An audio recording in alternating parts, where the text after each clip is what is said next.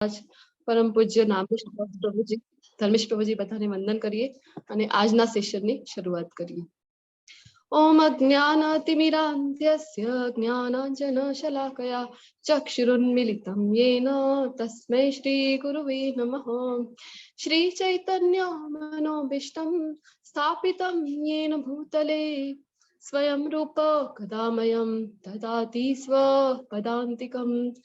वन्देऽहं श्रीगुरो श्रीयुतपदकमलं श्रीगुरुन् वैष्णवांश्च श्रीरूपं साग्रजातं सकलरघुनाथान्वितं तं सजीवं साद्वैतं सावधूतं परिजनसहितं कृष्णचैतन्यदेवं श्रीराधा कृष्णपादान् सकलललिता श्रीविशाखान्वितांश्च। हे कृष्ण करुणा सिंधो दीनबंधो जगत्पते गोपेश गोपिका कांत राधा कांत नमोस्तुते। तप्त कांचन गौरांगी श्री राधे वृंदावनेश्वरी वृषभानुसुते देवी प्रणमामि हरिप्रिये। वाञ्छा कल्पतरुभ्यश्च कृपा सिन्धुभ्य एव च पतितानां पावनेभ्यो वैष्णवेभ्यो नमो नमः। अनंत कोटि वैष्णव वृंद की जय, श्रीला प्रभुपाद की जय, ग्रंथराज श्रीमद् भागवतम भगवत गीता की जय, सद्गुरुदेव की जय। जय श्री कृष्ण चैतन्य प्रभु नित्यानंद श्री अद्वैत गदाधर श्रीवासादि गौर भक्तवृंद। हरे कृष्णा कृष्णा कृष्णा हरे हरे, हरे राम राम राम हरे हरे। हरे कृष्ण एवरीवन। हरे कृष्ण। हरे कृष्ण। तो हरे 7 कृष्णा। अध्याय, हरे कृष्ण, 7 अध्याय શીખી ગયા છીએ આપણે। તો પહેલા જે 6 મોડ્યુલ હતા કયા યોગ ઉપર ડિપેન્ડન્ટ છે મેં તમને શેર કર્યું હતું ને? કર્મયોગ। યસ, કર્મયોગ। ખૂબ ખૂબ ધન્યવાદ। અને હવે 7મા અધ્યાયથી જે આપણે શરૂ કર્યું છે કાલથી એ કયો છે? ભક્તિ યોગ। ભક્તિ યોગ, યસ એક્ઝેક્ટલી। તો હવે ભક્તિ યોગમાં બીજા લેસનમાં છીએ આપણે, આજે 8મો। તો 1 થી 7 અધ્યાયના નામ જો કોઈને આવડતા હોય તો બોલી શકે છે। हरे कृष्ण। हरे कृष्ण माताजी। हाँ, एक एक કરીને બોલશો તો પણ ચાલશે। પહેલો અધ્યાય પહેલો અર્જુન વિષાદ યોગ। યસ, અર્જુન વિષાદ યોગ અથવા તો પ્રભુપાદે જે નામ આપ્યું છે કુરુક્ષેત્રની રણભૂમિ ઉપર સૈન્ય નિરીક્ષણ। બીજો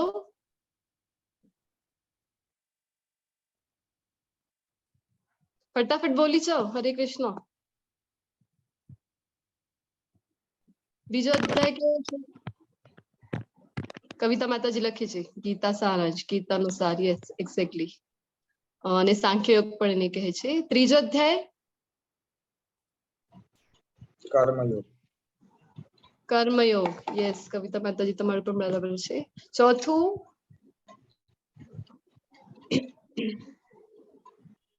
જ્ઞાન કર્મ સંન્યાસ યોગ। ચોથું દિવ્ય જ્ઞાન હતું ને? યસ કવિતા માતાજી। જ્ઞાન કર્મ સંન્યાસ યોગ। કર્મ સંન્યાસ યોગ નથી માતાજી। જ્ઞાન કર્મ સંન્યાસ યોગ। ઓકે, તો પ્રભુપાદે જે નામ આપ્યું છે એ છે દિવ્ય જ્ઞાન, યસ। અને 5મો અધ્યાય કર્મ કર્મયોગ, કૃષ્ણ ભાવનામૃત કર્મ। છઠ્ઠો અધ્યાય આત્મ સંયમ। ધ્યાન યોગ। અને કાલે જે શીખ્યું આપણે 7મો અધ્યાય કયું હતું? જ્ઞાન વિજ્ઞાન। જ્ઞાન વિજ્ઞાન યોગ, યસ, અથવા તો ભગવત પ્રાપ્તિ, પરમેશ્વરનું જ્ઞાન। અને આજનું જે અધ્યાય છે આપણું 8મો એ આપણે હવે શીખવા જઈ રહ્યા છીએ। કાલે પરમેશ્વરે જ્ઞાન આપ્યું, હવે એની પાછળ આજનું જે છે એ ભગવત પ્રાપ્તિ, એને અક્ષર બ્રહ્મ યોગ પણ કહે છે। યસ પ્રભુજી, નેક્સ્ટ સ્લાઇડ।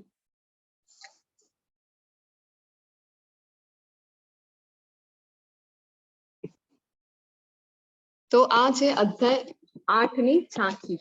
આ અધ્યાયમાં આપણે શું શીખવા જઈ રહ્યા છીએ? તો 8.1 to 4 માં શીખવા જઈ રહ્યા છે અર્જુનના પ્રશ્નો। અર્જુને એટલા બધા પ્રશ્નો એક સાથે જ ભગવાનને પૂછી લીધા અને પછી એના જવાબ. મૃત્યુ સમયે કૃષ્ણનું સ્મરણ કરવું એ 8.5 to 8.8 માં ભગવાન આપણને જણાવશે કે એનું શું મહિમા છે. યોગ મિશ્ર ભક્તિ દ્વારા કૃષ્ણનું સ્મરણ. હવે આ જે યોગનો અર્થ આપણે જોયું ને કે ભગવાન સાથે જોડાણ. તો હવે યોગ વિશે જે આપણે વાત કરીશું એ યોગ હશે ભક્તિ યોગ. શુદ્ધ ભક્ત દ્વારા કૃષ્ણનું સ્મરણ 8.14 to 16 માં. ભૌતિક વિશ્વ વિરુદ્ધ આધ્યાત્મિક વિશ્વ. ભૌતિક જગત શું છે, આધ્યાત્મિક જગત શું છે. અને કૃષ્ણની પ્રાપ્તિમાં શુદ્ધ ભક્તિની સર્વોપરિતા. અલગ અલગ સ્ટેજીસ તો ભગવાન બતાવે છે કે ઘણી સ્ટેજીસ છે, પણ બેસ્ટ જે છે ભગવાન પોતે જે કહી રહ્યા છે બેસ્ટ જે છે એ છે ભક્તિ યોગ. તો પહેલો શ્લોક 8મા અધ્યાયનું. અર્જુન ઉવાચ કિમ તદ બ્રહ્મા કિમ અધ્યાત્મમ કિમ કર્મ પુરુષોત્તમ અધિભૂતમ ચ કિમ પ્રોક્તમ અધિદેવમ કિમ ઉચ્યતે. અર્જુનજી જો કેટલા બધા પ્રશ્નો પૂછી લીધા છે એક જ શ્લોકમાં. અર્જુનને પૃચ્છા કરી, હે ભગવાન, હે પુરુષોત્તમ, બ્રહ્મ શું છે, આત્મા શું છે, સકામ કર્મ શું છે, આ ભૌતિક જગત શું છે અને દેવો શું છે, કૃપા કરી આ બધું મને સમજાવો. એટલા બધા પ્રશ્નો એક જ શ્લોકમાં અર્જુનજી પૂછી લે છે.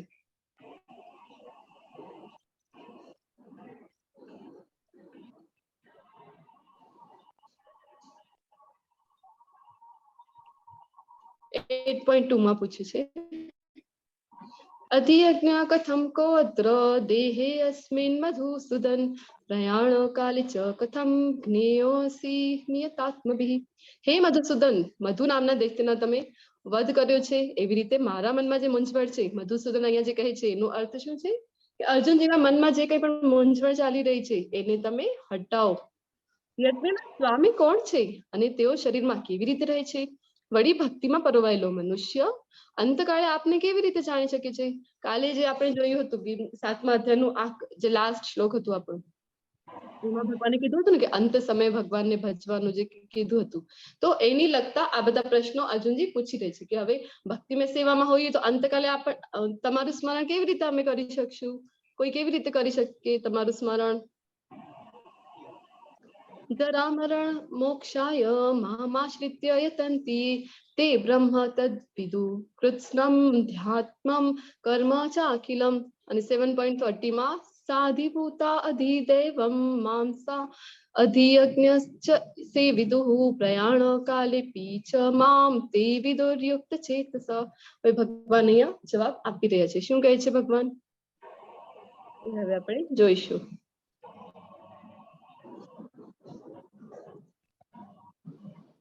અર્જુનજી એટલા બધા પ્રશ્નો પૂછ્યા જેના આન્સરમાં ભગવાન કહે છે બ્રહ્મ એટલે શું? અર્જુનજીનો પ્રશ્ન હતો. તો બ્રહ્મ એટલે બ્રહ્મને આપણે જોયું હતું ને કે એ બ્રહ્મનો એક જ અર્થ નથી થયું. બ્રહ્મ એટલે કે આપણને એમ થાય કે જે ભૌતિક જગતનું સર્વોચ્ચ લોક સતલોક 7 લોક ઉપર આપણે જોયું હતું, તો એ બ્રહ્માજીનું સતલોક ત્યાં કમળ ઉપર બેઠેલા છે 4 મુખવાળા, એ બ્રહ્મ નહીં. એ બ્રહ્મની અહીંયા વાત નથી થઈ રહી.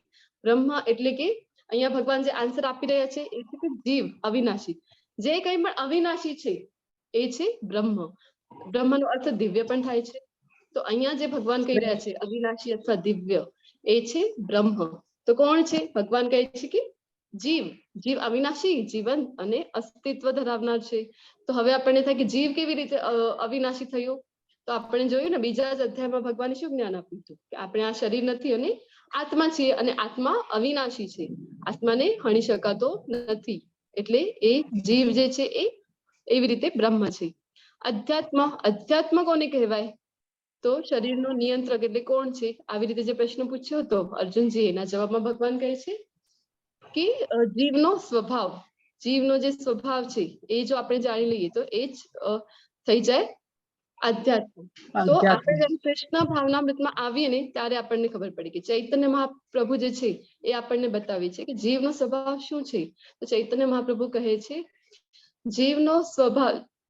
જીવનો સ્વરૂપ હૈ કૃષ્ણ નિત્ય દાસ. તો આપણે જે છીએ એ કૃષ્ણના નિત્ય દાસ છીએ, એ આપણને ખ્યાલ આવી જાય જયારે કૃષ્ણ ભાવનામૃતમાં આપણે ધીરે ધીરે આગળ વધીએ ને ત્યારે.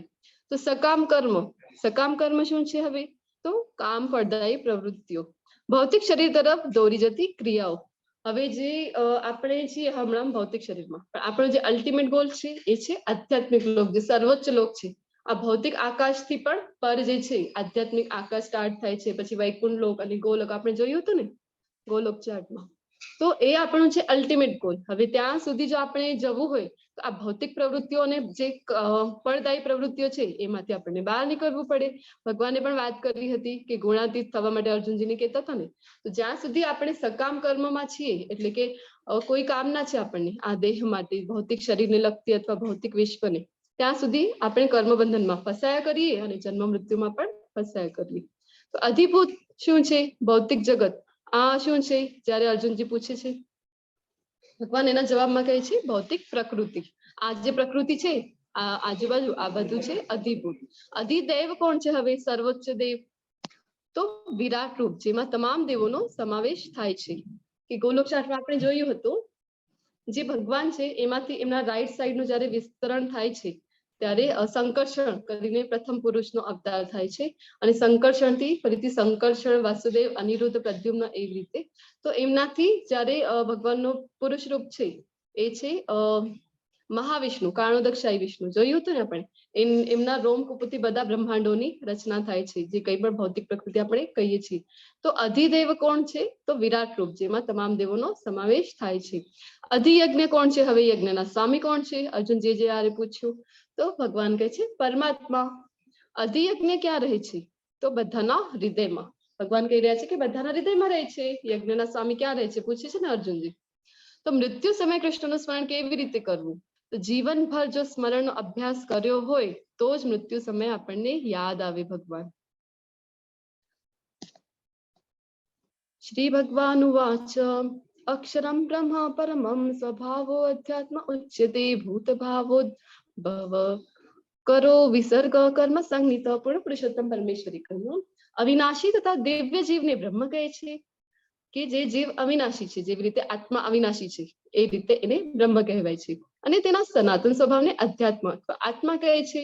કે જે સ્વભાવ છે આત્માનો સનાતન છે ને, ક્યારે એ એવું નથી કે ક્યારે એ આત્મા નહોતી, એટલે એને આત્મા જે એનો સ્વભાવ છે એને આત્મા કહે છે. અને જીવોના ભૌતિક શરીરનો વિકાસ થવાની જે પ્રક્રિયા સાથે સંકળાયેલા બધા કર્મો છે એને સકામ કર્મ અથવા તો કર્મ કહેવાય છે. તો હવે આપણે ભૌતિક જગતમાં જે કંઈ પણ કરીએ છીએ જીવના વિકાસ માટે, તો એ બધું સકામ કર્મ જ છે. સવારથી સાંજ સુધી આપણે મોસ્ટલી જે કંઈ પણ કરી રહ્યા છીએ જનરલી કૃષ્ણ ભાવનામૃતમાં આવવાથી પહેલા, તો એ બધું આપણું આવી જાય સકામ કર્મમાં. અધિભૂતમ ક્ષરો ભાવ પુરુષાધિદૈવતમ અધિયજ્ઞો અહમેવાત્ર દેહે દેહભૃતાંબર. હે દેહધારીઓમાં શ્રેષ્ઠ નિરંતર પરિવર્તનશીલ આ ભૌતિક પ્રકૃતિ અધિભૂત છે, ભૌતિક પ્રાગટ્ય કહેવાય છે. સૂર્ય તથા ચંદ્ર જેવા દેવોનો જેમાં સમાવેશ થાય છે તે ભગવાનનું વિરાટ રૂપ અધિદેવ કહેવાય છે. અને પ્રત્યેક દેહધારીના હૃદયમાં પરમાત્મા રૂપે સ્થિત હું પરમેશ્વર અધિદેવ યજ્ઞનો સ્વામી કહેવાઉં છું. હમણાં જ આપણે જોયું ને કે બધા જે પણ જીવમાત્રો છે એ બધા જીવમાત્રોમાં ભગવાન ક્ષીરોદકશાહી વિષ્ણુના રૂપમાં રહે છે. તો એ છે પરમેશ્વર, એ જે છે યજ્ઞના સ્વામી. તો મૃત્યુ સમયે આપણે શું કરવું જોઈએ? જવાબ આપો, બતાવો તમે. હરે કૃષ્ણ. શું કરવું જોઈએ? ભગવાને શું કીધું હતું કાલે? મૃત્યુ સમયે શું કરવું જોઈએ? ભગવાનનું ધ્યાન ધરવું જોઈએ. ભગવાનનું ધ્યાન કરવું છે, ભગવાનનું સ્મરણ કરવું છે. પણ આવી ભગવાનનું સ્મરણ, હરિનામ સ્મરણ. મોનિકા માતાજી લખી છે, કવિતા માતાજી લખી છે કૃષ્ણનું સ્મરણ. યસ, ખૂબ ખૂબ ધન્યવાદ. તો કરવું તો એ છે, ભગવાને પોતે કીધું છે કે ભગવાનનું સ્મરણ કરવું છે મૃત્યુ સમયે. પણ થઈ શકે ખરું? તમે મને બતાવો, પોસિબલ છે? આખું જીવન નામ લીધું હોય તો જ લેવાય ચાલે. Yes, exactly. આપણે શું કરીએ કે આપણને એમ થાય કે હા ભગવાને કીધું છે ને મૃત્યુ સમયે જો મારું નામ લેશે તો, જો આ શ્લોકમાં જ કહે છે ભગવાન કે અંતકાલે ચ મામેવ સ્મરણ મુક્તા કલેવરમ ય પ્રયાતિ સમદ્ભાવમ યાતિ નાસ્યત્ર સંશય. એમાં કોઈ સંદેહ નથી કે જે મનુષ્ય મૃત્યુ સમયે કેવળ મારું સ્મરણ કરતો શરીર તજે છે તે તરત જ મારી પ્રકૃતિને પામે છે. આમાં લેશ માત્ર સંદેહ નથી. તો હવે ભગવાન કહી રહ્યા છે અહીંયા કે એમાં કોઈ સંદેહ નથી. તો આપણને એમ થાય ને મૃત્યુના સમય લેવું છે, ભગવાને કીધું છે કે મૃત્યુ સમય નામ લેશો તો તમને મારી પ્રકૃતિ પ્રાપ્ત થશે. હવે ભગવાનની પ્રકૃતિ પ્રાપ્ત થવું એટલે શું? ભગવાન બની જવું? આપણે ભગવાન બની જઈશું? હરે કૃષ્ણ. અહીંયા જે ભગવાન કહે છે કે મારી પ્રકૃતિને પામી છે, તો એનો શું અર્થ છે? અહીંયા આપણે ભગવાન બની જઈશું? ના. જન્મ મૃત્યુમાંથી બચી જશે.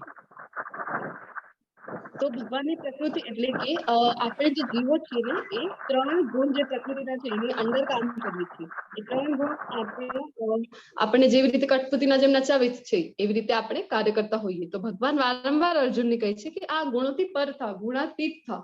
તો ગુણાતીત અવસ્થા, શુદ્ધ સત્વ અવસ્થા સુધી જ્યાં સુધી ન પહોંચીએ આપણે, જયારે આપણે પ્રકૃતિના ગુણો લઈશું ત્યારે ડિટેલમાં જોઈશું આપણે કે સત્વગુણ પણ આપણને બાંધે છે. તો એનાથી પણ ઉપર ઉઠવું છે આપણે, જે જન્મ મૃત્યુના ફેરામાંથી બહાર નીકળી જઈશું. ઓકે મોનિકા માતાજી, ખૂબ ખૂબ ધન્યવાદ. તો જે 3 ગુણથી પરે સત્વ ગુણથી પણ ઉપર આપણને ઉઠવાનું ભગવાન કહે છે, શુદ્ધ સત્વ. ત્યારે જ આપણે ભગવત ધામમાં એન્ટ્રી મેળવી શકીશું. તો ભગવાન કહે છે કે મૃત્યુ સમયે જો સ્મરણ કરીશું, હવે આપણને એમ થાય તો મૃત્યુ સમય લેવાનું છે ને, લઈ લઈશું, એમાં શું છે, કૃષ્ણ મૃત્યુ સમય આપણે બોલી લઈશું. પણ આ એટલો સહેલું નથી. મૃત્યુની સમય ગરુડ પુરાણ તમે સાંભળી હોય તો ખ્યાલ હશે કે મૃત્યુની કેટલી વેદના હોય છે. 40,000 વિચ્છુઓ જે છે એક સાથે ડંખ મારે તો કેટલી વેદના થાય આપણને. એટલી મૃત્યુ સમયમાં આપણને વેદના થયા કરે છે. અને જે કહેવાય ને કે, અથવા તો એક એક્ઝામ્પલ છે કે કેક્ટસ, ગુજરાતીમાં શું કહે છે એને? હરે કૃષ્ણ. કેક્ટસ ને ગુજરાતીમાં શું કહે છે? થર. શું? થર. અચ્છા. તો એ જે હોય છે ને, એને જો નાભીમાં આમ ઘુસેડી હોય અને એને આમ ઉપરથી ગલ્લામાંથી જો કાઢીએ મોઢામાંથી, તો કેવું ચીરી ફાડીને આપણા નાભીથી મોઢા સુધી નીકળશે. તો એવી જ રીતે પ્રાણ જે છે એ શરીરમાંથી નીકળે છે. એટલી વેદના થાય છે. તો એટલી વેદના જ્યારે આપણું ગળું છે એ કફથી ભરાઈ જાય, કફ પિત્ત અને વાતના એટલા અસર આપણા ઉપર હોય છે. તો એવી જ સ્થિતિ છે મૃત્યુના સમયમાં. તો તમને શું લાગે છે કે આવા સમય અને આજુબાજુ જે પરિવારજનો છે બધું નેગેટિવિટી ચાલતી હોય છે ત્યારે, કે બધા રડ કર્યા કરે, અને એવી આવા વાતાવરણમાં ભગવાનનું નામ આપણને યાદ આવે ખરું? અંત સમયમાં આવે? તમને શું લાગે છે, આવી શકે? ના આવે, ના આવે. આટલી ક્રિટિકલ જયારે કન્ડિશન હોય છે, આગળ આપણે જોઈશું કે જન્મ મૃત્યુ જરા વ્યાધિ જે છે એ આપણા દુઃખનું મૂળ કારણ છે. અને બધામાં પીડા હોય છે. જન્મમાં પણ કેટલી પીડા હોય છે, એવી જ રીતે મૃત્યુમાં પણ ખૂબ જ પીડા હોય છે. તો એવી સમય આપણને ક્યારે સ્મરણ થાય? જ્યારે આખો જીવન જો ભગવાનનું સ્મરણ કર્યું હોય. હવે ફોર એક્ઝામ્પલ કોઈ એક્ઝામ લખવા આપણે જઈએ છીએ, તો એક્ઝામ આપવાની છે આપણને વર્ષના આખીરમાં. આપણે ડાયરેક્ટ જઈએ છીએ કે હા ત્યારે જ લખવાનું છે ને, ત્યારે જે લખી લઈશું, આપણે જોઈ લઈશું, એવું થઈ શકે ખરું? એક્ઝામ માટે પ્રિપેરેશન આપણે ક્યારે કરીએ? આખો વર્ષ જ્યારે આપણે પ્રિપેર કરીએ ત્યારે જઈને આપણે વર્ષના અંતમાં જ્યારે એક્ઝામ થાય છે ત્યારે લખી શકીએ છીએ ને. તો આ જે જીવન છે એ આપણી પ્રિપરેશન માટે છે. અને અંત સમય, મૃત્યુ સમય ભગવાનનું નામ ક્યારે સ્મરણ થશે? કે આખો જીવન. કારણ કે કહેવાય છે કે મૃત્યુનો જ્યારે સમય હોય છે ને, ત્યારે આંખોની સામે પૂરો ફ્લેશબેક ચાલે છે. કોઈ મૂવીની રીલ કેવી ચાલતી હોય, એક પછી એક બધી ઘટનાઓ આમ આપણને સ્મરણ આવે. જો ભૌતિક દેહમાં અને ભૌતિક દેહથી જે રિલેટેડ છે આપણા સગા સંબંધીઓ, એમનામાં ભૌતિક વસ્તુમાં જો આપણું મન હોય, આખી લાઈફ એ જ કર્યું હોય, તો અંત સમયમાં આપણું ત્યાં જ મન લાગે. એ જ બધું આપણને ફ્લેશબેકમાં દેખાયા કરે કે આપણે જે લાઈફ ટાઈમ કર્યું હોય. તો ભગવાનનું નામ જો આપણે લીધેલું છે લાઈફ ટાઈમ, તો જ આપણને અંત સમયે ભગવાનનું નામ યાદ આવે. એક ઘટના છે પ્રભુપાદજીની. પ્રભુપાદજીને એક વ્યક્તિ પૂછે છે કે આમ ભગવાન કહે છે કે અંત સમયમાં મારું નામ લેશો તો મારી પ્રકૃતિને તમે પામશો. તો એવું કેવી રીતે થઈ શકે? મને એમ થાય છે કે હમણાં તો લઉં છું હું નામ, તમે કહો છો તે. પ્રભુપાદ એમને પૂછે છે શું કરો છો તમે દિવસભર?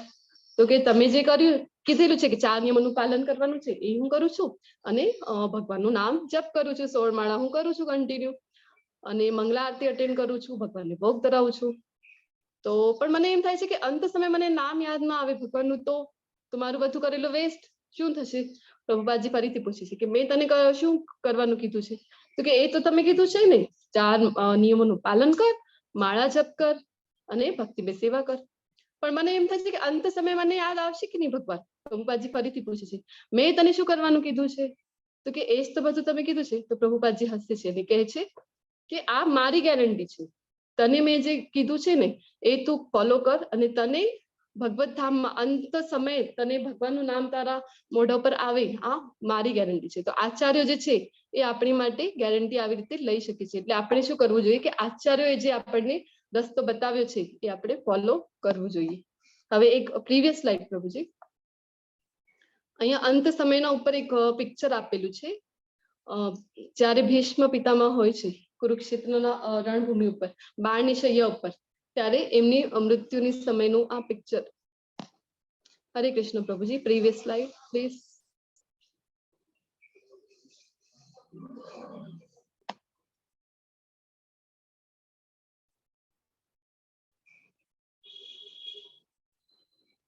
આ જો અહીંયા ભીષ્મ પિતામહને આપણે જોઈ શકીએ છીએ કે અંત સમય. તો ભીષ્મ પિતામહનું મૃત્યુ કેવું કહેવાય કે આમ તો ખૂબ જ પીડાજનક મૃત્યુ છે એમનું, પણ એક બાબતમાં ખૂબ લકી કહેવાય, કારણ કે ભગવાન ત્યાં છે અંત સમયમાં. એમ ભગવાનનો હાથ એમના હાથમાં હોય છે. શ્રીમદ ભાગવતમમાં આ ઘટનાનું પણ ખૂબ સુંદર વર્ણન છે. તો અંત સમયે ભગવાન સામે હોય, ભગવાનનો હાથ હાથમાં છે, આવી મૃત્યુ આ ખૂબ જ કહેવાય ને કે ખૂબ જ જે લકી હોય છે, જે નસીબવાળા હોય છે, એમને આવી મૃત્યુ પ્રાપ્ત થાય છે. તો ભીષ્મ પિતામહ પણ ભગવાનના ભક્ત હતા, એટલે એમને એવી મૃત્યુ મળી. નેક્સ્ટ સ્લાઇડ પ્રભુજી. તો મહાભારતની એક ઘટના છે, જ્યારે અજ્ઞાતવાસમાં હોય છે પાંડવો ત્યારની. ત્યાં એક વખતની ઘટના છે કે ત્યાં એક સાઈડ પર જતા હોય છે પાંડવો, અને દ્રૌપદીને તરસ લાગી છે, તો પાણી માટે માંગણી કરી છે. તો પછી એક એક કરીને બધા ત્યાં પાંડવો જાય છે, અને 4 જ્યાં સુધી જાય છે કે નકુલ, સહદેવ, ભીમ, અર્જુન, અને પાછા નથી વળતા. ત્યારે યુધિષ્ઠિર મહારાજ વિચારે છે કે હું જઈને જોઉં કે શું વાત છે, ક્યાંથી પાણી લેવા માટે ગયા છે ને પાછા જ નથી વળતા. તો તમને બધાને આ ઘટનાનું ખ્યાલ જ હશે કે યક્ષ ત્યાં આવે છે અને પ્રશ્નો પૂછે છે યુધિષ્ઠિર મહારાજને. એ ઘટનાનું આ પિક્ચર છે. તો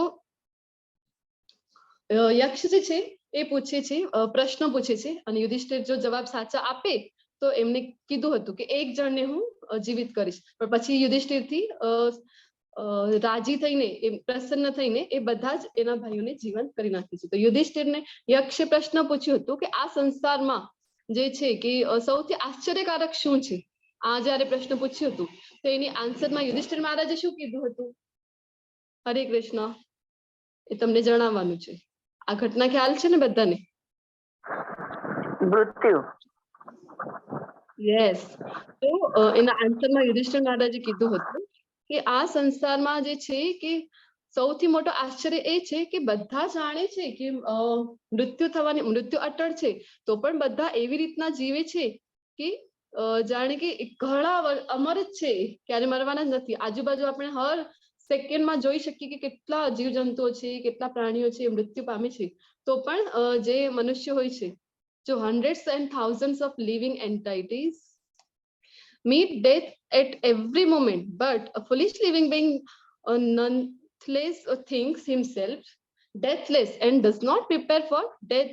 This is the most wonderful thing in this world. પણ જે મનુષ્ય હોય છે, એ જે મૂર્ખ મનુષ્ય છે, એ વિચારે છે કે મારું તો મૃત્યુ નથી થવાનું, એ બધાનું ભલે થયું છે. એવી રીતના કાર્ય કરે છે, મૃત્યુ માટે ક્યારે પણ તૈયારી કરતો જ નથી. એ સૌથી મોટો આશ્ચર્ય છે. આ આન્સર યુધિષ્ઠિર મહારાજે આપ્યું હતું.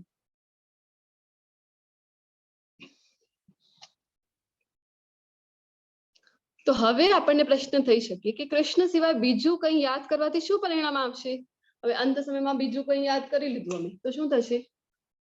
તો એનો જવાબ આપણે જોઈશું.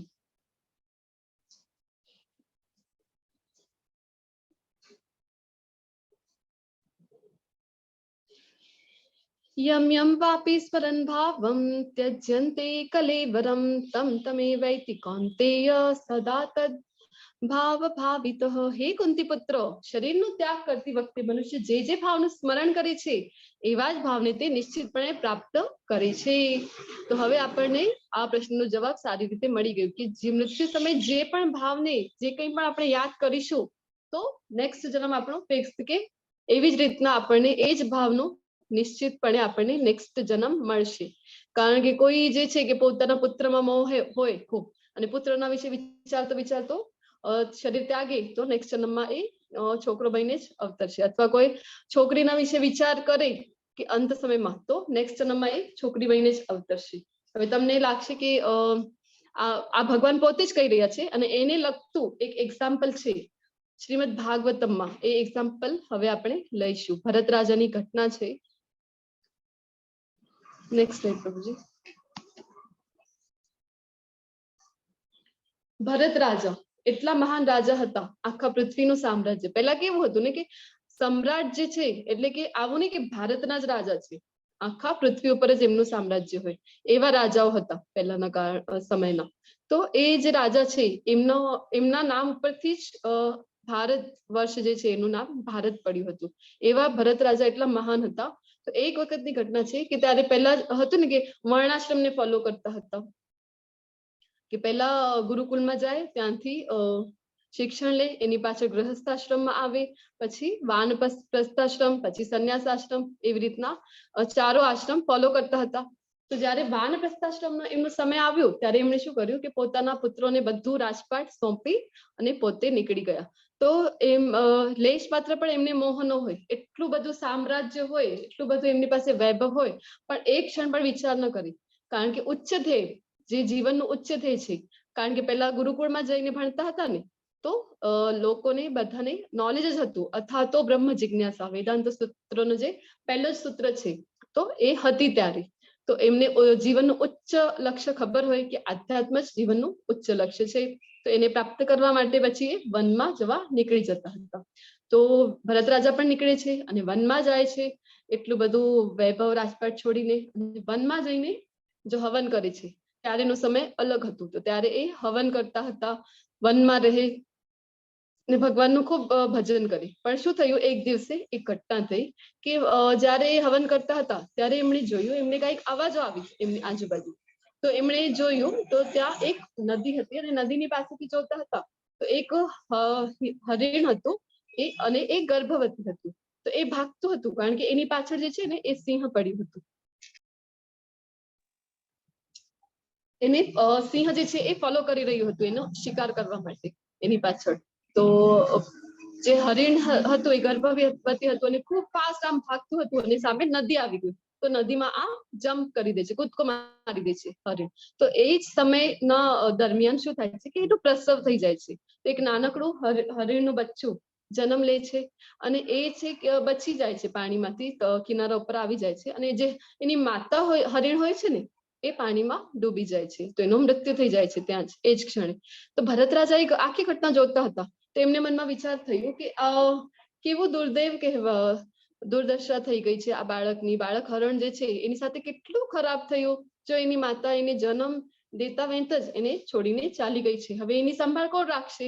તો ભરત રાજાને એમ થયું કે મને એની સંભાળ રાખવી જોઈએ, કારણ કે મેં આ દ્રશ્ય જોયું છે, આજ હોય તો કોઈ પણ નથી. તો એ હરણના બચ્ચાને લઈ આવે છે અને એને પછી પાલન પોષણ કરવાનું એનું સ્ટાર્ટ કરી દે છે. હવે ત્યાં સુધી પણ ઠીક હતું કે હરણના બચ્ચાનું કોઈ નહોતું, ભરત રાજા એને લઈ આવે છે અને એનું પાલન પોષણ કરે છે, ત્યાં સુધી પણ ઠીક હતું. પણ પાછળ શું થયું, પાછળ પ્રોબ્લેમ એ થયું કે આસક્તિ થઈ ગઈ એમને, હરણના બચ્ચા સાથે ખૂબ આસક્તિ થઈ ગઈ. તો પછી દિવસભર એમનું ધ્યાન આજે સેવાઓ વગેરે તો કરતા જ હતા, યજ્ઞ વગેરે, પણ વધારે સમય એમનું જે છે એ હરણના બચ્ચાની પાછળ જ હતું કે શું કરે છે, ક્યાં દોડે છે. થોડુંક મોટું જયારે થઈ જાય છે હરણનું બચ્ચું તો અહીંયા ત્યાં દોડવા માંડે છે. તો પૂરો દિવસ એમનું ધ્યાન હરણના બચ્ચામાં જ હોય, કે મોટું થઈ જાય છે તો પણ હરણના બચ્ચામાં જ ધ્યાન રાખે છે કે હરણના બચ્ચાએ કઈ ખાધું, ક્યાં ગયું હશે, ક્યાં છે, આજુબાજુ છે કે નહીં, એ જોયા કરે. તો એક દિવસ એમણે જોયું તો એમને એ બચ્ચું જે છે હરણનું એ ન દેખાયું. તો એમને ચિંતા થઈ કે ક્યાં ગયું. તો પાછળ એને જોવા માટે એની પાછળ દોડે છે કે ક્યાં ગયું, ક્યાં ગયું. અને આવા જ સમયમાં એમનું પગ જે છે એ લપસી જાય છે ડુંગર ઉપરથી અને નીચે પડીને એમનું મૃત્યુ થઈ જાય છે. તો પછી શું થાય છે કે મૃત્યુની સમયે એમના માઇન્ડમાં જે છે એક જ વાત હતી કે હરણનું બચ્ચું, હરણનું બચ્ચું, હરણનું બચ્ચું. એમાં એટલી આસક્તિ હતી, એ જ ભાવને મૃત્યુ સમયે એ પ્રાપ્ત કરે છે અને એમનું મૃત્યુ થઈ જાય છે. પછી નેક્સ્ટ બર્થમાં એમને ફરીથી જન્મ લેવું પડે છે અને નેક્સ્ટ જન્મમાં જે છે એ હરણની યોનિમાં અવતરે છે, હરણ બનીને જન્મે છે. પણ પૂર્વજન્મની સુકૃતિઓ હતી ને, એટલા ભગવાનનું નામ લીધું હતું, હવન કર્યા હતા, એ જેની કારણે એમને જે છે કે એમની મેમરી હતી કે આગલા જન્મમાં જે કંઈ પણ થયું ને એની સ્મૃતિ હતી એમને નેક્સ્ટ જન્મમાં, એ બધું યાદ હતું. તો એમને ત્યારે ખૂબ ખોટું લાગે છે કે અરે એટલું મેં કર્યું, આખો જે રાજપાઠ હતો. જો અર્જુનજી પણ પૂછે છે ને કે આ બધું છોડી દઉં, હું યુદ્ધ છોડી દઉં ને વનમાં ચાલ્યો જાઉં, પણ ભગવાન ના પાડે છે ને. તો રાજપાઠ છોડીને એટલો વૈભવ છોડીને જયારે વનમાં ગયા, ત્યાં એક હરણના બચ્ચામાં પણ આસક્તિ થઈ જ ગઈ, જેના કારણે ફરીથી જન્મ મૃત્યુમાં ફસાઈ ગયા. એમને જન્મ લેવું પડ્યું હરણની યોનિમાં. હરણની યોનિમાં જયારે હરણ બનીને આવે છે તો પછી એ શું કરે છે કે એમને આજુબાજુ સાધુ સંતો જે હોય છે એમની જ આજુબાજુ રહે છે અને એમનું જે ઉચ્છિષ્ટ હોય છે એનું પાન કરે, એ સેવન કરે છે. એક દિવસ શું થાય છે કે ત્યાં ભીષણ આગ લાગી જાય છે અને એ હરણનું એ દરમિયાન મૃત્યુ થઈ જાય છે. તો પછી સાધુ સંતોનું ની મોઢેથી જે ભગવાનનું નામ હોય એ સાંભળ્યું હતું હરણની યોનિમાં અને સાધુ સંતોનું ઉચ્છિષ્ટ સેવન કર્યું હતું. તો જેના કારણે એમને ફરીથી જે નેક્સ્ટ જન્મ છે એ સારા કુળમાં મળ્યું અને બ્રાહ્મણ કુળમાં, બ્રાહ્મણના ઘરે એમને જન્મ, ત્રીજું જે જન્મ છે ભરત રાજા, એની પાછળ હરણ અને એની પાછળનું જે ત્રીજું જન્મ છે એ મળે છે બ્રાહ્મણ કુળમાં, કે જ્યાં એ પોતાની ભક્તિ પૂરી કરી શકે. તો આપણે જોયું હતું ને કે જે અસફળ યોગી છે એની શું ગતિ થાય, અર્જુનજી પ્રશ્ન પૂછતા હતા ને. તો બ્રાહ્મણ કુળમાં એમને જન્મ મળ્યું અને એની પાછળ એમ સારા કર્મોના કારણે એમને ત્રીજા જન્મમાં પણ એમની સ્મૃતિ હતી, આગલા 2 જન્મની એમની સ્મૃતિ હતી. તેમને યાદ આવે છે કે અરે ભરત રાજા તરીકે હું હતો, વનમાં ગયો, કેટલી બધી તપસ્યા કરતો હતો, પણ એક હરણના બચ્ચામાં આસક્તિના કારણે હરણની યોનિમાં જન્મ લેવું પડ્યું. પછી ફરીથી ત્યાં મેં સાધુ લોકોનો સંગ કર્યો, એમનું જે પ્રસાદ ગ્રહણ કર્યો, જેના કારણે હવે મને ત્રીજો જન્મ મળ્યો છે બ્રાહ્મણ કુળમાં. હવે મને મોહમાં ફસાવવું જ નથી, એ ડિસાઈડ કરે છે. તો એને કંઈ બોલતા જ નથી, એ છે કે મોઢું ખોલું તો ફસાવું ને, તો આસક્તિ થાય કોઈનામાં. તો એ ડિસાઈડ કરે છે કે હું કોઈ સાથે કંઈ બોલીશ જ નહીં. તો એ ચૂપ જ રહે છે, જેની કારણે લોકો જે છે ને એમની આસપાસના એ શું વિચારે છે એમની બાબતમાં કે અરે આ તો જડ છે, જડ બુદ્ધિ છે. એટલે એમનું નામ પછી શું પડે છે, જળ ભરત. આવી રીતના નામ પડે છે. પછી જળ ભરત જયારે મોટા થાય છે ત્યારની એક ઘટના છે કે લૂંટારાઓ હોય છે એ આવે છે, એમને એક યજ્ઞ કરવાનું હોય દેવીની સામે. કાલિકા માતા હોય છે, એમની સામે એમને બલિ આપવા માટે કોઈ જોઈતું હતું. તો જોઈ છે વનમાં, એમને દેખાય છે કે જળ ભરત જે છે એ વનમાંથી જઈ રહ્યા હોય છે. એમને પકડીને લઈ જાય છે. જળ ભરત તો કંઈ બોલતા જ નથી, મોઢું જ નથી ખોલતા. તો પકડીને દેવીની સામે લઈ જાય છે અને એમને એમનો શિર દેવીને અર્પણ જ કરવાના હતા. એટલામાં શું થાય છે કે જે દેવી છે ને એ ખૂબ ગુસ્સે આવી જાય છે કે ભક્તને હાનિ પહોંચાડે છે, તો દેવીને પણ ગુસ્સો આવી જાય છે અને ત્યાંથી કાલિકા માતાજી જે છે એ પોતે પ્રકટ થાય છે અને જેટલા લૂંટારાઓ હતા એ બધાનું વધ કરી નાખે છે ગુસ્સામાં ને ગુસ્સામાં. પછી થોડાક દિવસ પાછળની ફરીથી એક ઘટના થાય છે કે વનમાં જે જળ ભરત છે એ જતા હોય છે અને ત્યાંથી એક રાજા રાહુગણ એમની પાલખી જતી હોય છે. તો પાલખીમાં શું થાય છે કે વચમાં જ એક જણની જરૂર પડી છે. તો સૈનિકોને રાજા આદેશ આપે છે કે એક જણને જો તો વનમાં કોઈ દેખાય તો એક જણને તમે લઈ આવો પાલખી માટે. તો સૈનિકો જાય છે અને એમની દ્રષ્ટિ પડે છે જળ ભરત ઉપર. તો જળ ભરત ઉપર દ્રષ્ટિ પડે છે તો એવા હૃષ્ટપૃષ્ટ એમને લાગે છે, તો કહે છે કે હા આ બરાબર થશે પાલખી ઉપાડવા માટે. તો એમને પકડીને લઈ જાય છે અને પાલખી ઉપાડવાનું કહે છે. હવે ભરત રાજા છે, જળ ભરત જે છે એ કઈ બોલતા નથી, પાલખી ઉપાડે છે અને નીચે જોતા જોતા જાય છે.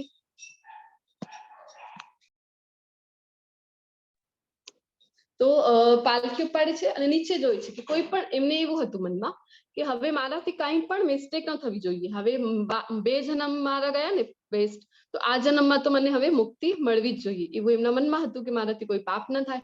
એટલે નીચે જોતા જોતા જાય છે કે કોઈ કીડી અથવા કોઈ મકોડો અથવા કોઈ પણ જે મારા પગની નીચે ન જાય, જેના કારણે હું પાપમાં ન ફસાવું. તો નીચે જોઈ જઈને ચાલે, કોઈ જીવજંતુ દેખાય તો આમ ઠેકડો મારે, આમથી ત્યાં આમ ઠેકડો મારે. તો શું થતું, રાજાની જે પાલખી હતી આમ હલક ડુલક આમ થતી હતી. તો પછી રાજા ગુસ્સે થઈ જાય છે, કે છે કે આ કોણ છે, કોણ મૂર્ખ છે, આ કોને પકડીને લઈ આવ્યા છો.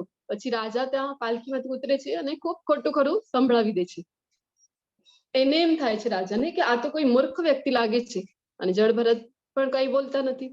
પછી જ્યારે એ રાજા ખૂબ જ અપશબ્દો વાપરે છે ત્યારે જે જળ ભરત છે એ બોલવાનું સ્ટાર્ટ કરે છે અને એ આત્માનું અને પરમાત્માનું એટલું જ્ઞાન આપે છે રાહુગણ રાજાને તો એ સાંભળીને રાહુલ રાજાને ખબર પડી છે કે કેટલા જ્ઞાની છે, એ તો ખૂબ જ જ્ઞાની છે. પછી હાથ જોડીને એમની ક્ષમા માંગે છે. તો આવી પૂરી એક ઘટના છે જળ ભરત, રાજા ભરતની.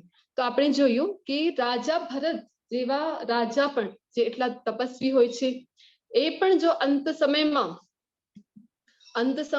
એ પણ હરણમાં આસક્તિ રાખવાને કારણે એમને હજીથી 2 જન્મ લેવા પડે છે.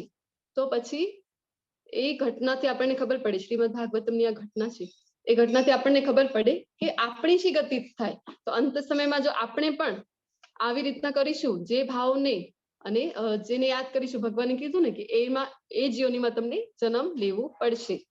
તો કૃષ્ણનું નામ મોઢા ઉપર ક્યારે આવે આપણા? જ્યારે આખું જન્મ આપણે કૃષ્ણને ભજીએ, કૃષ્ણની ભક્તિમય સેવા કરીએ, ત્યારે જ અંત સમયે ભગવાનનું નામ આપણા મોઢા ઉપર આવી શકે, અધરવાઇઝ નહીં.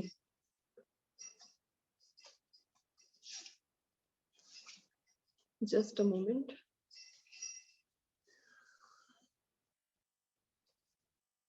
હવે જે 8.7 છે એમાં ભગવાન શું કહે છે કે તેથી હે અર્જુન, તારે સદા કૃષ્ણ રૂપમાં રહેલા મારું ચિંતન કરતા રહેવું અને તે સાથે જ યુદ્ધ કરવાનું તારું નિર્ધારિત કર્તવ્ય પણ કરવું જોઈએ. તારા કાર્યનું મને સમર્પણ કરીને અને તારા મન તથા બુદ્ધિને મારામાં સ્થિર કરીને તો નિશ્ચિતપણે મને પ્રાપ્ત કરીશ. હવે ભગવાન અહીંયા કહે છે કે નિશ્ચિતપણે ભગવાનને ક્યારે પ્રાપ્ત કરી શકીશું? તો 8.7 માં ભગવાન કહે છે કે તસ્માત સર્વેષુ કાલેષુ મામનુસ્મર યુદ્ધ ચ, કે મને સ્મરણ કર અને પછી યુદ્ધ કર. તો મારું સ્મરણ કરીને યુદ્ધ કરવાનું કહે છે અર્જુનજીને. તો જેથી અંત સમયે ભગવાનનું નામ આપણને આવી શકે ભક્તિમય સેવામાં જો આપણે હોઈએ. હવે યુદ્ધ, અહીંયા ભગવાન અર્જુનજીને યુદ્ધ કરવા કહે છે. અને જે આપણે પ્રભુજીઓ છે એમની માટે રણભૂમિ શી છે? તો જે એમનું વર્ક પ્લેસ છે એ એમની માટે રણભૂમિ છે. અને માતાજીઓ માટે તો એમનું રસોડું જે છે એ એમની માટે રણભૂમિ છે, જે એમના નિત્ય કર્મ, કારણ કે ભગવાન કહી રહ્યા છે નિત્ય કર્મ કરવા, તો આપણી માટે જે આપણું ઘર છે, રસોડું છે, એ આપણી માટે રણભૂમિ છે. તો ક્યારે એ કરવાનું છે? આપણા કામમાં ક્યારે લગાવવાનું છે આ પોતાને આપણે? કે જ્યારે મામનુસ્મર, ભગવાન કહી રહ્યા છે કે મને સ્મરણ કરીને પછી યુદ્ધ. મામનુસ્મર યુદ્ધ છે, મને સ્મરણ કરીને પછી યુદ્ધ કર. તો ભગવાનને સ્મરણ કરી ને પછી આપણે આપણી રણભૂમિમાં જવું જોઈએ.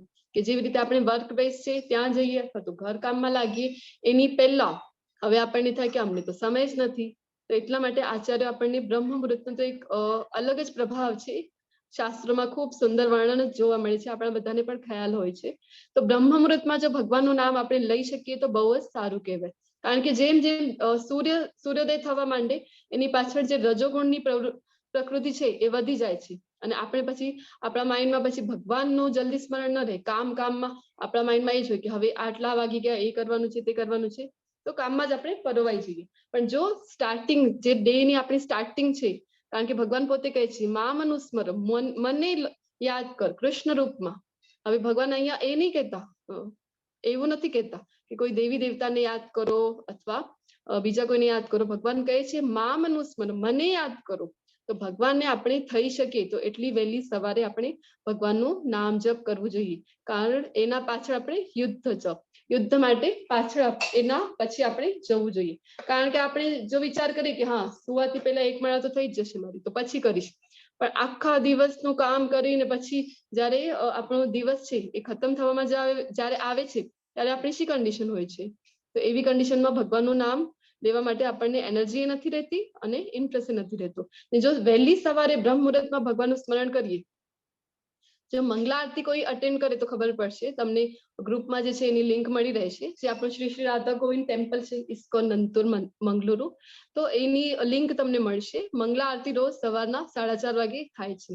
તો મંગલા આરતી જો આપણે અટેન્ડ કરેલી હોય 4:30 વાગે, તો આપણે જોઈ શકીએ કે દિવસભર આપણને ભગવાનનું સ્મરણ રહે.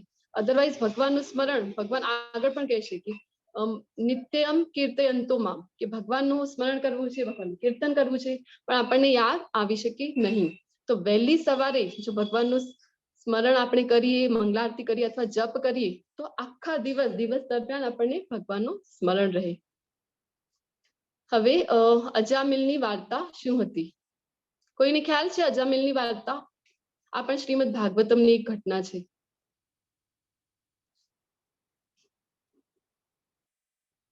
આ ચેપ્ટર ને લગતી છે, જેમાં ભગવાન અંતિમ સમયની વાત કરે છે. એટલે જળ ભરતની પણ આપણે વાર્તા લીધી અને અજામિલની પણ હવે લેવાના છીએ. તો અજામિલ જે છે એ બ્રાહ્મણ કુળમાં જન્મે છે અને એમના જે પિતા હોય છે એ એમને ફૂલ જોઈતા હોય છે પૂજા કરવા માટે, તો એ વનમાં જાય છે. એક દિવસની એક ઘટના છે કે ફૂલ તોડવા માટે વનમાં જાય છે જ્યારે, ત્યારે એમને કંઈક અવાજ સંભળાય છે.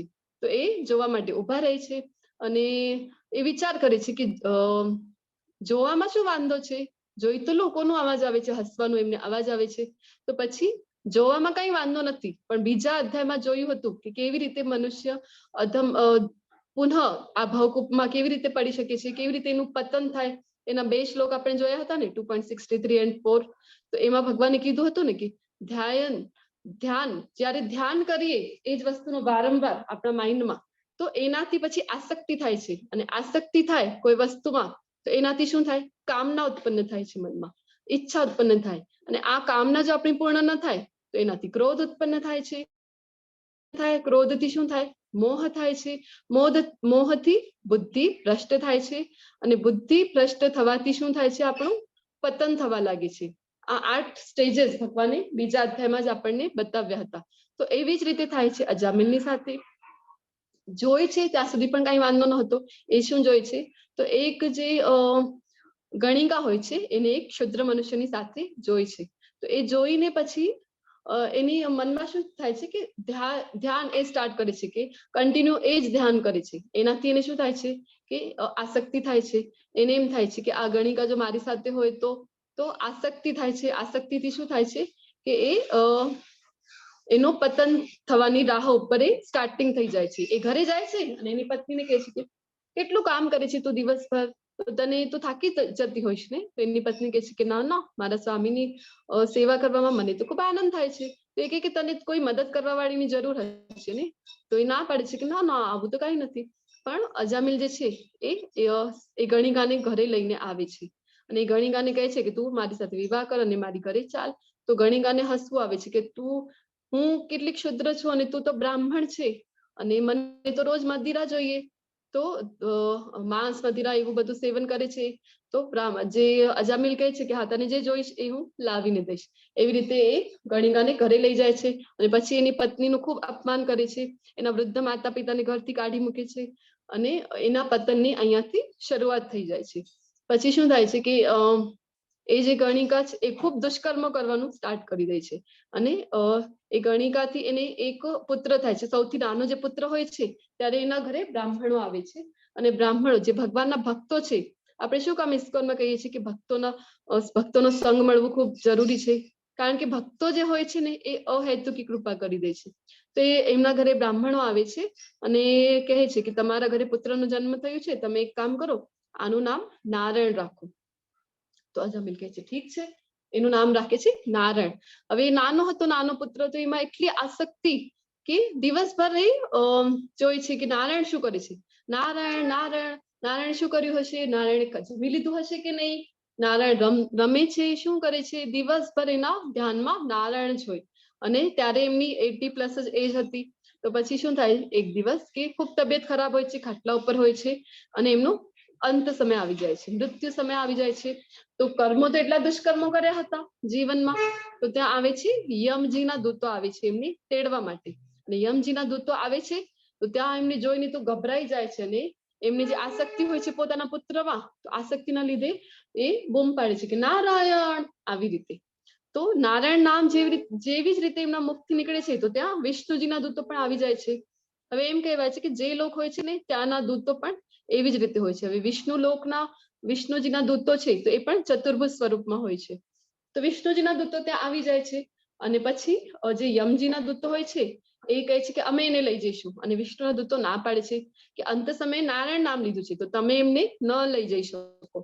તો આવી રીતે જે યમજીના દૂતો છે અને વિષ્ણુના દૂતો બંને પક્ષમાં શું થાય છે કે જોરદાર આમ યુદ્ધ થાય છે. તો કેટલોક સમય આ યુદ્ધ ચાલે છે. અજામિલ જે છે એ બધી ઘટના પોતાના આંખથી જોઈ રહ્યો છે અને ખૂબ ગભરાટ થાય છે એને, ખૂબ ડરી ગયો હોય છે. તો જ્યારે એ પછી એની પાછળ શું થાય છે કે જે યમજીના દૂતો હોય છે એ યમરાજ પાસે જાય છે અને કહે છે કે તમે અમને કીધું નહીં કે આ બીજા પણ કોઈ હોય છે, તો કે કોણ છે જે અમને તો પ્રાણ લેવા પણ ન દીધા, એ જે બીજા આવ્યા હતા, અમે ગયા હતા ત્યાં અજામિલના પ્રાણ લેવા, તો કે કોણ હતા, કેવા હતા? તો કે જે યમજીના દૂતો કહેવા લાગ્યા કે ચતુર્ભુજ હતા, 4 હાથ હતા એમને, એવું સ્વરૂપનું વર્ણન કરે છે. તો યમરાજ કહે છે કે અરે તમે તો ખૂબ ભાગ્યશાળી છો, તમે તો વિષ્ણુના દૂતોના દર્શન થયા છે, એમના દર્શન તો દુર્લભ છે, જલ્દીથી કોઈને થાય પણ નહીં. તો શું કામ એમણે તમને ના કીધું, તમને પ્રાણ લઈ આવવા માટે અજામિલના રોક્યા? તો યમજીના દૂતો કહે છે એ કહેતા હતા કે નારાયણ નામ લીધું ને અંતમાં, તો તમારું ન કહેવાય, તમે એને ન લઈ જઈ શકો. તો પછી યમરાજ હસે છે, કહે છે કે અરે તમને એટલું ખબર હોવી જોઈએ કે અંત સમયમાં જો નારાયણનું નામ લે, વિષ્ણુનું નામ લે, તો એ આપણા કાર્યક્ષેત્રમાં ન આવે, કે આપણને ન જવું. કોઈની આંગળી તુલસીનો ક્યારો હોય, તિલક લગાવેલું હોય, કંઠીમાળા પહેરેલી હોય, તો એ આપણા કાર્યક્ષેત્રમાં ન આવે, તમને ત્યાં જવું ન જોઈએ. તો પછી એ કહે છે કે અચ્છા, અને વિષ્ણુના જે દૂતો છે એ ત્યાં આવે છે પણ અજામિલના પ્રાણ લઈને નથી જતા, કારણ કે હજી શુદ્ધતા આવી નહોતી ને. તો એ શું કરે છે કે પાછો અજામિલના પ્રાણ એના શરીરમાં, દેહમાં મૂકી દે છે. અને અજામિલે જે એટલું બધું ભયાનક દૃશ્ય જોયું હતું એની પાછળ તો એ ખૂબ ડરી ગયા હતા અને એમને જ્ઞાન થઈ ગયું હતું. એની પાછળ એ શું કરે છે કે હરિદ્વાર જાય છે અને ત્યાં જઈને અનેકો વર્ષો સુધી ભગવાનની તપસ્યા કરે છે, ભગવાનનો જે પવિત્ર નામ છે એ લે છે.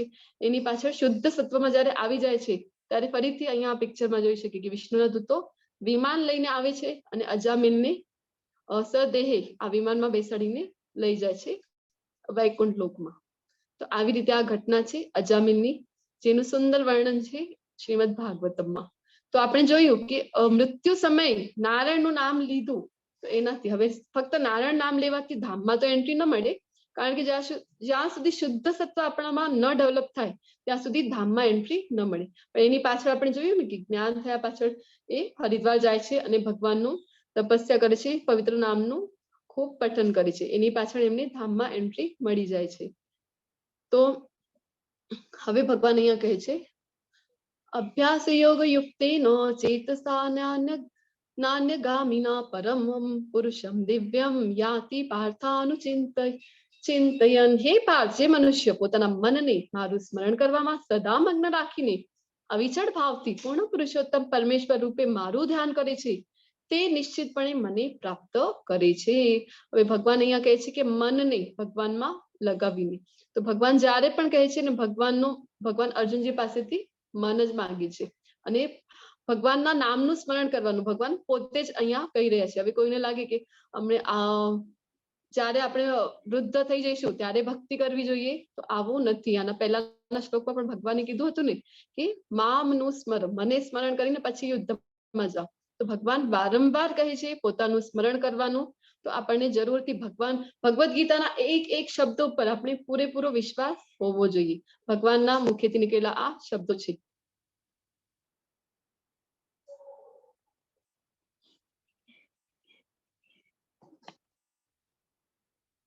તો હવે આપણને સવાલ થઈ શકે કે ભગવાનનું સ્મરણ કઈ રીતે કરવું જોઈએ? તમને શું લાગે છે કઈ રીતે કરવું જોઈએ ભગવાનનું સ્મરણ? હરે કૃષ્ણ.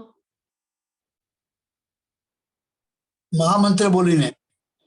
યસ, મહામંત્ર બોલીને. ધન્યવાદ પ્રભુજી.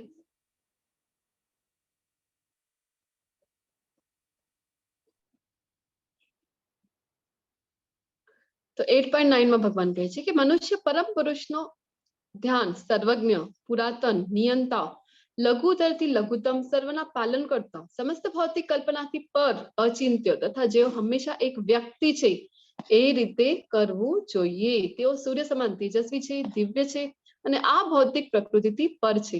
હવે પરમ પુરુષનું ધ્યાન કેવી રીતે કરવું એ ભગવાન અહીંયા બતાવી રહ્યા છે. પરમ પુરુષ એટલે કે ભગવાન પોતે.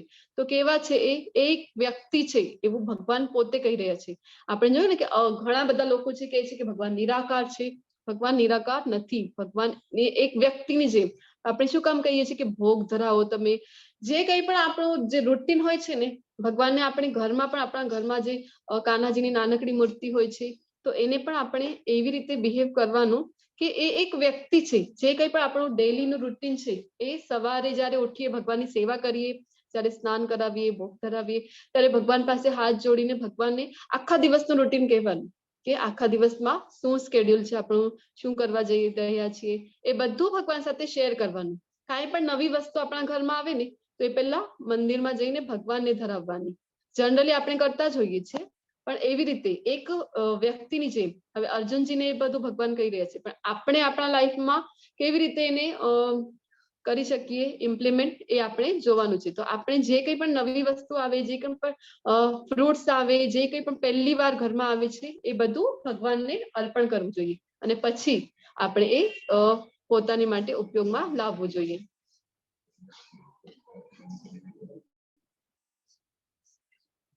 અનન્ય ચેતા સતતમ યો મામ સ્મરતિ નિત્યશઃ તસ્યાહમ સુલભ પાર્થ નિત્યયુક્તસ્ય યોગિનઃ. હે પ્રતાપુત્ર અર્જુન, જે મનુષ્ય અનન્ય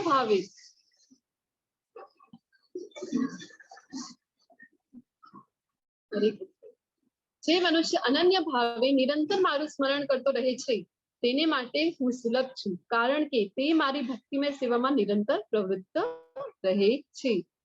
ભગવાન અહીંયા કહી રહ્યા છે કે કોની માટે સુલભ છે ભગવાન, કોને ઇઝીલી મળી શકે, તો જે ભગવાનના સ્મરણ કરે છે અનન્ય ભાવથી. અનન્ય ભાવ એટલે શું, તમને શું લાગે છે? અનન્ય ભાવ એટલે હરે કૃષ્ણ, અનન્ય ભાવ એટલે કેવો ભાવ? સંપૂર્ણ ભાવથી. ઓકે, હજી શેર કરો, તમને શું લાગે છે અનન્ય ભાવ એટલે?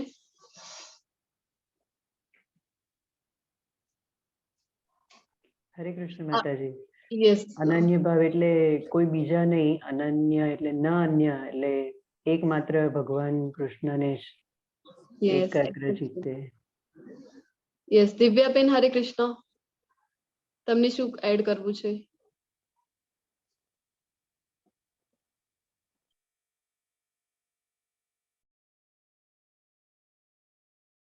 અન્ય કોઈ નહીં, ફક્ત કૃષ્ણ ભગવાન. બધી પ્રવૃત્તિ એમને ધ્યાનમાં રાખીને જ કરવાની. જી યસ, ખૂબ ખૂબ ધન્યવાદ તમારા બધાનું. તો અનન્ય ભાવ એટલે કે બીજું કોઈ નહીં, કેવલ કૃષ્ણ, કેવલ કૃષ્ણનું સ્મરણ કરવાનું છે.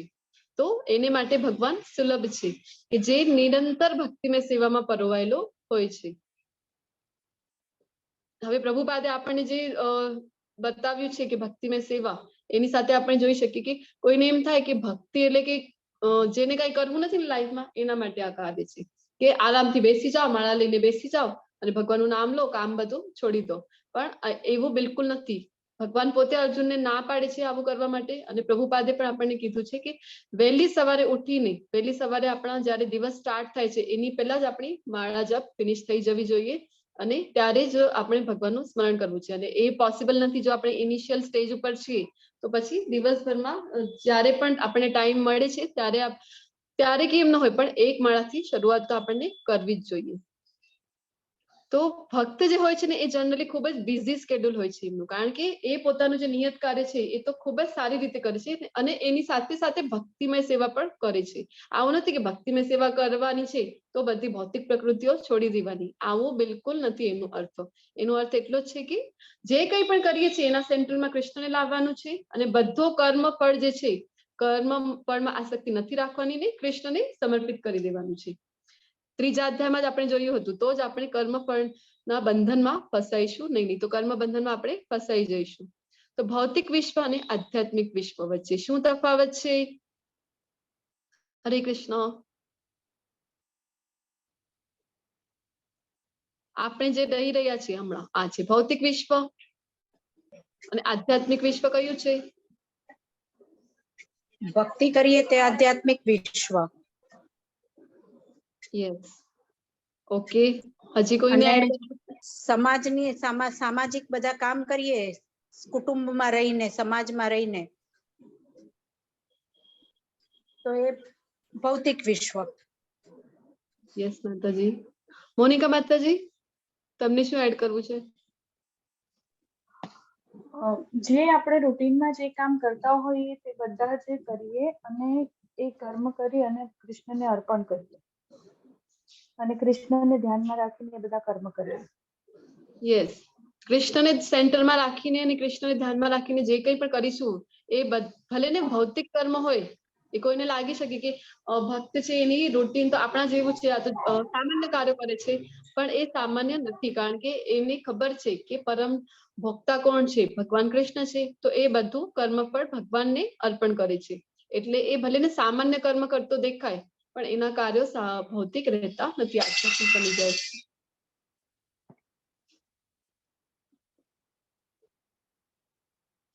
મામુપેત્ય પુનર્જન્મ દુઃખાલયમ અશાશ્વતમ નાપનુવંતિ મહાત્માન સંસિદ્ધિ પરમામ ગતઃ. મને પ્રાપ્ત કર્યા પછી મહાત્માજનો કે જેઓ ભક્તિ યોગી છે, તેઓ દુઃખમય એવા આ ક્ષણભંગુર જગતમાં કદાપી પાછા આવતા નથી, કારણ કે તેમણે પરમ સિદ્ધિ પ્રાપ્ત કરી છે. હવે ભગવાન જે છે એ છે મેન્યુફેક્ચરર. આજે આપણે રહી રહ્યા છે આ છે ભૌતિક જગત. તો ભૌતિક જગતના મેન્યુફેક્ચરર કોણ છે? ભગવાન છે, કૃષ્ણ છે, અને આપણે છીએ યુઝર. તો જે ભગવાન છે મેન્યુફેક્ચરર છે એ કહી રહ્યા છે કે દુઃખાલય. હવે 8.15 શ્લોક આપણને યાદ રહેવું જોઈએ કે આ શ્લોકમાં ભગવાન કહી રહ્યા છે કે આ જે જગત છે ને એ દુઃખાલયમ છે અને અશાશ્વતમ છે, કારણ કે ભૌતિક જગતમાં જે કંઈ પણ છે 14 લોક છે, જોયું હતું ને આપણે. તો 14 લોકનો સર્વોચ્ચ લોક બ્રહ્માજી સહિત એ બધું જ નાશ પામે છે. તો એ બધું અશાશ્વતમ છે અને દુઃખાલયમ છે, એ દુઃખોથી ભરેલું છે. પણ આપણે જે છીએ યુઝર જે છીએ આ ભૌતિક જગતના, એ કહી રહ્યા છે કે ના આ તો સુખાલયમ છે, કેટલું સુખ છે. ભગવાન કહે છે કે ના દુઃખાલયમ છે, પણ આપણે કહીએ ના ભગવાન તમને નથી ખબર, તમે આવો તો તમને ખબર પડે. ફર્સ્ટ ડે ફર્સ્ટ શો જયારે અમે જોઈએ છીએ કેટલો સુખ મળે છે. વીકેન્ડમાં અમે અલગ અલગ જગ્યાએ ફરવા જતા હોઈએ છીએ. અમે શિમલા મનાલી જઈએ વેકેશન્સમાં, ડિઝનીલેન્ડ અમે જઈએ, કેટલો સુખ મળે છે, કેટલો આનંદ છે. આ તો સુખાલયમ છે. પણ આપણને નથી ખબર કે ભગવાન જે મેન્યુફેક્ચરર છે એ જ આપણને કહે છે કે આ દુઃખાલયમ છે. તો આ દુઃખાલયમથી આપણને ખબર જ નથી, આપણને તો અહીંયા જ મજા લાગે છે કે મજા છે. તો આપણે ક્યારે વિચાર નથી કરતા કે આ ભૌતિક જગતથી આપણને પર જવું છે, કોઈ આધ્યાત્મિક જગત છે ત્યાં આપણે જવું જોઈએ. આપણું એવું ક્યારે વિચાર જ મનમાં નથી કરતા. તો ભગવાન કહે છે કે જે મને પ્રાપ્ત કરી લે છે એ મહાત્માઓ ફરીથી આ જગતમાં, આ જે દુઃખાલયમ અને અશાશ્વતમ છે આવા જગતમાં ફરીથી નથી આવતા. તો એટલો હેરાન થયા પછી 84 લાખ જન્મ પછી મનુષ્ય યોનિમાં જયારે જન્મ મળે છે ત્યારે, અને એમાં પણ ભગવાને પોતે કીધું હતું કે હજારોમાંથી કોઈ એક જ સિદ્ધિ પામવા પ્રયત્ન કરે, અને એમાંથી પણ કોઈ એક જ ભગવાનને, કોઈ વિરલો જ હોય જે ભગવાનને જાણી શકે છે. તો એ બધી પ્રોસિજરની પાછળ જ્યારે એને આ ભૌતિક જગતથી મુક્તિ મળે અને આધ્યાત્મિક જગતમાં એન્ટ્રી મળે, તો પછી એને ખબર પડી જ જાય ને કે હવે આ દુઃખાલયમાં ફરીથી નથી આવવું. તો એવા કર્મો જ ન કરે. આપણે બધા આ જગતમાં શું કામ છીએ? કારણ કે આપણે ભગવાનથી ઈર્ષ્યા કરી હતી, એટલે આપણે આ જગતમાં ભૌતિક જગતમાં આપણને જન્મ લેવું પડ્યું છે. તો હવે જયારે એને ખબર પડી જાય કે એટલી બધી પ્રોસિજરથી પસાર થઈને અને પછી જયારે આપણી સુકૃતિઓ હોય ત્યારે આપણને આ પ્રભુપાદે જે માર્ગ બતાવ્યું છે, તો મંગલા આરતી કરવાની છે અથવા માળાઓ કરવાની છે, એ બધું જયારે કરીએ ત્યારે આચાર્યોના આશીર્વાદથી ભક્તોના જે છે ભક્તોના અહેતુકી કૃપા જયારે પ્રાપ્ત થાય ત્યારે આધ્યાત્મિક જગતમાં એન્ટ્રી મળે છે. તો આટલી બધી પ્રોસિજર કરીને પછી જયારે જે આધ્યાત્મિક લોકમાં પહોંચી જાય તો એ તો એવું ક્યારેય ન કરે કે જેનાથી એને ફરીથી ભૌતિક જગતમાં આવવું પડે. તો એનું ક્યારે પણ પુનર્જન્મ નથી થતો. તો હે અર્જુન, આ ભૌતિક જગતમાં સર્વોચ્ચ લોકથી માંડીને સર્વોચ્ચ લોક કયું હતું ભૌતિક જગતનું? હરે કૃષ્ણ, ગોલોક ચાર્ટમાં જોયું હતું ને? બ્રહ્મલોક.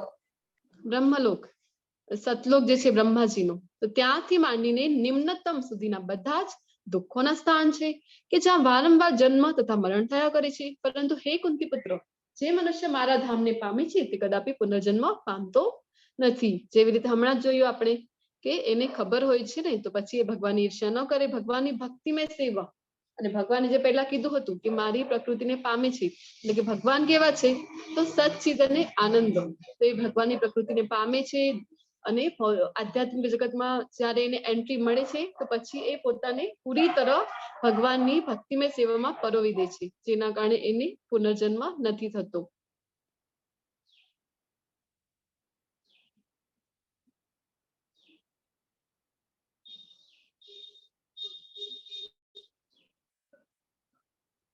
હવે 8.17 અને 18 માં શું છે કે માનવીય ગણના અનુસાર 1000 યુગ મળીને બ્રહ્માજીનો એક દિવસ થાય છે. વળી તેમની રાત્રિની આ વિશે પણ એટલી જ અવધિ પણ એટલી જ હોય છે. હવે જે બ્રહ્માજી જે છે, જ્યારે તમે લેવલ 2 માં આવશો ને ત્યારે આ કાલ ગણના જે છે એનો આખો ચાર્ટ આવે છે, એ તમને સમજાવવામાં આવશે ડિટેલમાં.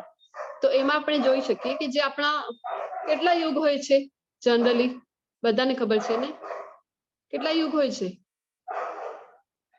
હમણાં કયા યુગમાં છીએ આપણે? 4 યુગ હોય છે. 4 યસ, કરેક્ટ, 4 યુગ હોય છે ને.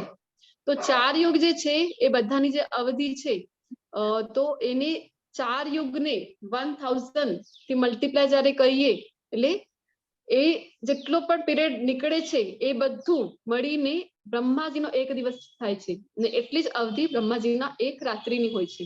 તો બ્રહ્માજીનો પણ નાશ થાય છે, કારણ કે ભૌતિક જગતમાં સર્વોચ્ચ લોક, હમણાં જ આપણે જોઈએ કે સર્વોચ્ચ લોક જે બ્રહ્માજીનો છે એમનું પણ અંત થાય છે. ભૌતિક જગતનું બધું નાશવંત છે. તો એ બ્રહ્માજીનો જે કાળ છે ને, એ ટાઈમ પીરિયડ જે છે ને એ ખૂબ છે. એટલે આપણને શું થાય કે અરે બ્રહ્માજી એટલે કે અમર છે, શાશ્વત છે. આવું નથી, બ્રહ્માજીનું પણ અંત થાય છે. અને આપણે બ્રહ્માજી જે છે ને એ એક પોસ્ટ છે. તો ખૂબ સારા જો કર્મ કરો ને તો તમે પણ બ્રહ્માજીની પોસ્ટમાં આવી શકો છો. ખૂબ પુણ્ય હોય, ખૂબ સારા કર્મ હોય તો આપણને પણ બ્રહ્માજીની પોસ્ટ મળી શકે છે. પણ એનો પણ અંત આવે જ છે, જન્મ અને મૃત્યુથી એ પણ નથી બચી શકતા. તો બ્રહ્માના દિવસના આરંભ કાળે બધા જીવો અવ્યક્ત દશામાંથી વ્યક્ત થાય છે, અને પછી જ્યારે બ્રહ્માની રાત પડે છે ત્યારે તેઓ પુનઃ અવ્યક્ત દશાને પામે છે. તો પેલા વ્યક્ત થાય છે જ્યારે બ્રહ્માજીના દિવસનો આરંભ થાય છે.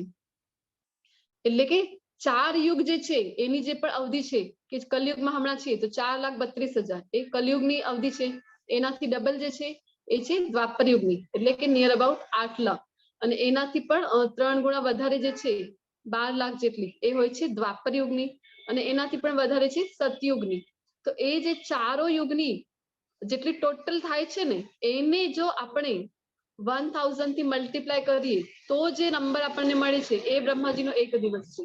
જ્યારે એના દિવસનું, બ્રહ્માજીના દિવસનું આરંભ થાય છે ત્યારે બધા જીવો જે છે એ વ્યક્ત અવસ્થામાં. તો હવે આપણને પ્રશ્ન થઈ શકે કે બ્રહ્માજીનો વિનાશ થાય છે તો બ્રહ્માજી ક્યાં જાય છે? તો મેં તમને એકવાર વાત કરી હતી મિની પ્રલય અને મહાપ્રલયની. લેવલ 2 માં આ બધું ડિટેલમાં આવશે. તો જે મિની પ્રલય છે એટલે બ્રહ્માજીની જ્યારે રાત્રિ હોય છે, જ્યારે એ નિદ્રા કરે છે, આરામ કરે છે, તો ત્યારે બ્રહ્માજી સહિત બધા જીવો જે છે એ ગર્ભોદકશાહી વિષ્ણુમાં એમનો સમાવેશ થઈ જાય છે. અને જ્યારે દિવસ થાય છે એટલે એ અવ્યક્ત દશામાં આવી જાય છે, વ્યક્ત દશાથી.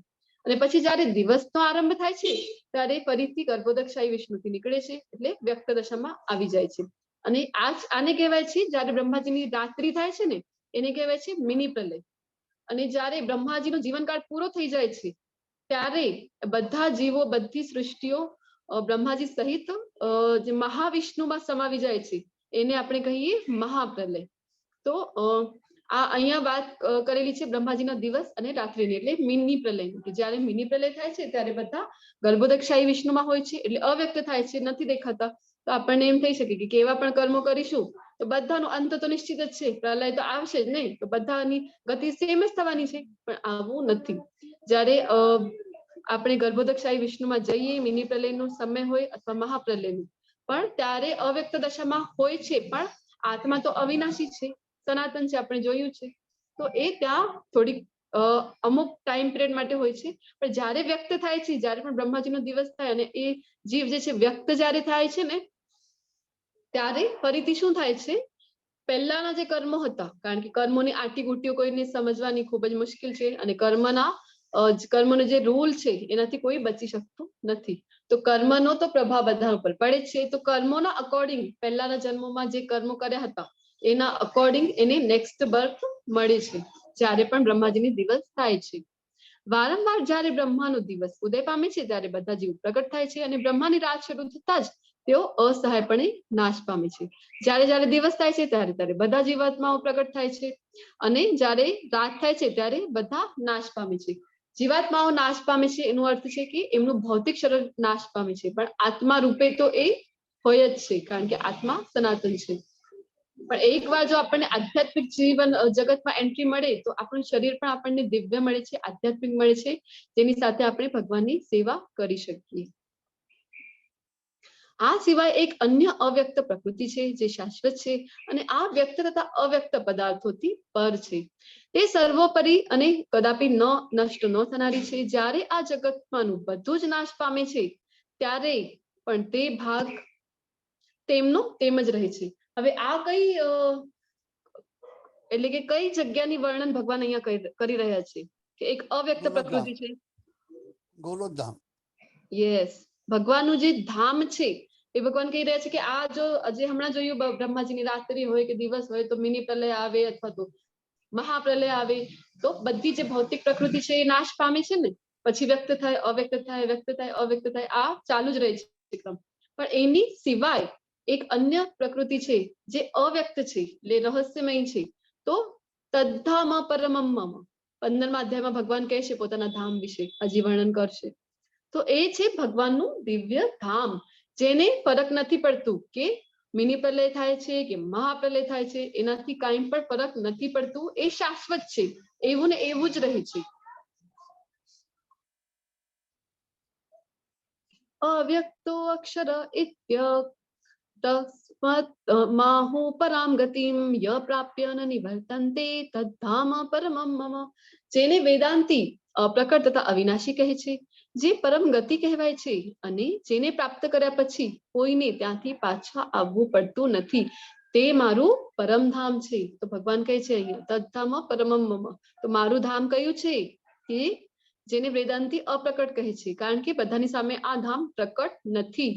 તો એ છે ભગવાનનું ગોલોક ધામ, જ્યાં ભગવાન પોતાના ઓરિજિનલ સ્વરૂપમાં જે છે શ્યામ સુંદર મુરલી મનોહર ત્રિભંગ સ્વરૂપ જે છે ભગવાનનું, એ સ્વરૂપમાં રાધારાણીની સાથે અને એમની અષ્ટ સખીઓ, ગોપ મિત્રો, યશોદા મૈયા એ બધા ભક્તોની સાથે ત્યાં રહે છે અને નિત્ય લીલા આનંદમય જે લીલાઓ છે એ કર્યા કરે છે.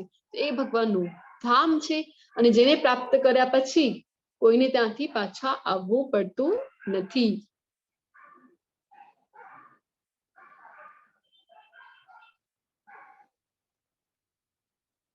તો આપણે આ પ્રશ્ન થઈ શકે કે આપણે બધા જ જીવાત્માઓ જો આધ્યાત્મિક જગતમાં હતા તો પછી આપણે ભૌતિક જગતમાં શું કામ આવ્યા છીએ? તો આપણે છે ને કે ભગવાનથી ઈર્ષ્યા કરી છે એટલે આપણને ફરીથી જન્મ મૃત્યુ અને ભૌતિક શરીર જે જગત છે એમાં પ્રવેશ કરવું પડ્યું છે. આપણે ભગવાનને કીધેલું કે ભગવાન બધું તમે જ ભોગવવાનું, અમે કાંઈ નહીં ભોગવવાનું, બધાનો ભોગતા તમે જ છો. એ આપણે જયારે નથી જોઈ શકતા, ભગવાન સાથે ઈર્ષ્યા કરીએ છીએ, ત્યારે ભગવાન કહે છે કે ચલ તને ભોગવવાની ઈચ્છા છે ને, ચલ તને પણ આવું હું ભૌતિક જગત બનાવીને આપું છું, જ્યાં તું ભોગવશે, તારા ફેમિલીનું તું માલિક હશે અને ત્યાં તને જે ભોગવવાની ઈચ્છા છે એ તારી પૂરી થશે. કારણ કે ભગવાન જે છે બધાના હૃદયમાં રહે છે. તો સર્વસ્ય ચાહમ હૃદય સન્નિવિષ્ટો, ભગવાન બધું જાણે છે કે બધાના હૃદયમાં શું ચાલે છે, એવી રીતે આપની મનોકામના પૂરી કરે છે. તો આપણે ઈચ્છા કરવી જોઈએ ભગવાનની સેવા કરવાની, ભગવાનના ધામમાં જવાની, તો જરૂરથી આપણને ત્યાં ભગવાન પહોંચાડી દેશે. આ છે ગોલોક ચાર્ટ, આપણે એ લઈ લીધો છે. તો ભગવાનનું ધામનો અહીંયા સુંદર પિક્ચર છે. જો ભગવાન છે એ બધા ત્યાં ગાયો છે, બધા જે પ્રાણીઓ છે કેટલા બધા હર્ષમય હોય છે, કારણ કે ભગવાનની લીલાઓમાં એમને સહભાગી થવા મળે છે.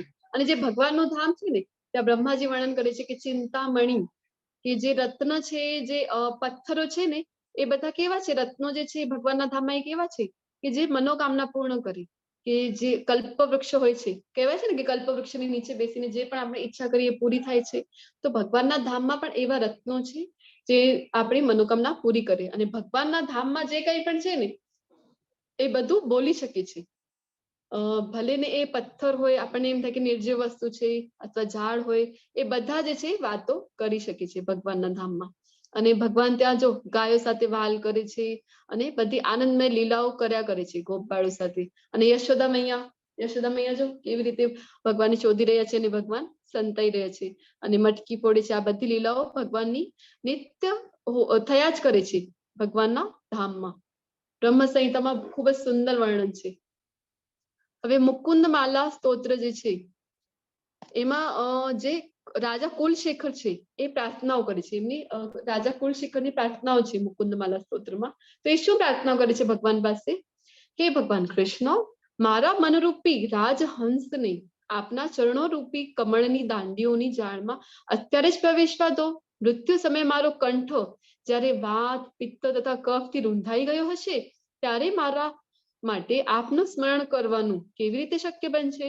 તો મુકુંદમાલા સ્તોત્રમાં જે રાજા કુલશેખર છે એ શું પ્રાર્થના કરે છે કે ભગવાન મારું જે મન છે ને એને મનરૂપી જે હંસ છે એને તમે હમણાં જ તમારા ચરણ કમળમાં જગ્યા આપી દો ને, કારણ કે મૃત્યુ સમયે મને નથી ખબર કે શું કન્ડિશન હશે મારી, વાત કે પિત્ત અને કફ થી જયારે મારું ગલું છે એ રૂંધાઈ જશે, એ ભરાઈ જશે, ત્યારે બોલવાની પણ તાકાત ન હોય તો તમારું સ્મરણ મને કેવી રીતે થઈ શકશે? તો હમણાં જ મને તમારા ચરણ કમળોમાં સ્થાન આપી દો ને. આવી રીતે રાજા કુલશેખર પ્રાર્થના કરે છે. જે સૌથી મહાન છે તે પૂર્ણ પુરુષોત્તમ પરમેશ્વર અનન્ય ભક્તિ દ્વારા જ પ્રાપ્ત થઈ શકે છે. તેઓ પોતાના ધામમાં વિદ્યમાન રહે છે, તેમ છતાં તેઓ સર્વત્ર વ્યાપેલા છે અને તેમની અંદર બધું જ સ્થિત છે. હવે જે ભગવાન છે પૂર્ણ પુરુષોત્તમ પરમેશ્વર કૃષ્ણ, એમને કેવી રીતે પ્રાપ્ત કરી શકીએ આપણ? કેવલ અને કેવલ અનન્ય ભક્તિ દ્વારા જ. અનન્ય ભક્તિનો અર્થ હવે આપણને એમ થાય કે હું તો એ દેવતાને પણ પૂજું છું, તે દેવતાને પણ પૂજું છું, બધાને પૂજા કરી લઉં, હૃદયમાં આપણા બધા જ છે, બધા માટે સ્થાન છે, આવું નહીં. હૃદયમાં કેવલ કૃષ્ણ માટે સ્થાન હોય, કૃષ્ણને. એટલે કે એનો અર્થ એવું જરાય નથી કે આપણે જે દેવી દેવતાઓ છે એમનો અનાદર કરવાનું છે. આપણે બધાને એટલું જ એટલે વધારે આપણે એમને માન દેવું જોઈએ, કારણ કે એ પણ ભગવાનના જ પ્રતિનિધિ છે. જે દેવી દેવતાઓ છે એ ભગવાનના ઓથોરાઇઝ ડીલર તરીકે આપણે કહી શકીએ કે એ અધિકૃત જે છે એ નિમાયેલા ભગવાનના જ સેવક છે. તો આપણે એમને પૂરેપૂરું માન આપવું જોઈએ. પણ ભક્તિ કોની કરવી જોઈએ એ આપણને ખબર હોવી જોઈએ. તો ભક્તિ છે એ કૃષ્ણની જ કરવાની છે. કારણ કે એક એક્ઝામ્પલ જોયું હતું કે જો મૂળમાં જ પાણી નાખીએ તો આખા વૃક્ષને પાણી મળી રહે ને, તો એવી રીતે કૃષ્ણની આપણે જો પૂજા કરીએ તો બધા દેવી દેવતાઓની ઓટોમેટિક પૂજા થઈ જાય છે.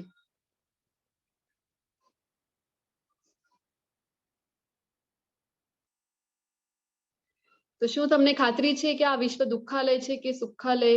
આપણે ઓલરેડી ડિસ્કસ કરી લીધું છે. સુખાલય છે કે દુઃખાલય છે? શું લાગે છે? હરે કૃષ્ણ. દુઃખાલય. યસ, એકચ્યુઅલી દુઃખાલય છે, પણ આપણે એમાં સુખો શોધ્યા કરીએ છીએ અને સુખી થયા કરીએ છીએ, એવો આપણને ભ્રમ થાય છે. જે મનુષ્ય ભક્તિમય સેવાના માર્ગનો સ્વીકાર કરે છે તે વેદાધ્યયન, તપ, યજ્ઞ, દાન કરવાથી અથવા સાત્વિક સકામ કર્મ કરવાથી પ્રાપ્ત થનારા ફળોથી વંચિત રહેતો નથી. તે કેવળ ભક્તિ કરવાથી જ આ સર્વ ફળો પામે છે અને અંતે સર્વોપરી સનાતન ધામને પામે છે. હવે ભગવાન અહીંયા કહે છે કે જે ભક્તિમય સેવામાં લાગેલો છે તો એને અલગથી બીજું કઈ કરવાની જરૂર નથી. કે ભગવાન આગળ પણ આપણને 17મા અને 18મા અધ્યાયમાં કહેવાના છે કે જે તપ, યજ્ઞ અને દાન છે એ ક્યારે પણ મૂકવાના નથી. એ મનુષ્ય કરવું જ કરતા જ રહેવું જોઈએ.